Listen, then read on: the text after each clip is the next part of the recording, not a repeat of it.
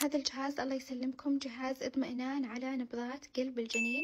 كلنا نعرف في فترة الحمل يجينا قلق ونبغى نطمن دايم على البيبي، فهذا أفضل حل ممكن يريحك، وبعد يناسب للي دايما عندها إجهاض متكرر. حلو إنها تطمن بين فترة وفترة، حجمه لطيف وخفيف وسهل الاستخدام. أنصح فيه كل وحدة حامل، من جد راح يفيدك، ويعتبر من أفضل الهدايا اللي ممكن تهدينها لأي وحدة حامل. أكثر شيء يميزه إنه سهل الاستخدام بضغطة زر، وتقدرين تنقصين الصوت وترفعينه. الحين بوريكم كيف تقدرين تسمعين نبضات الجنين.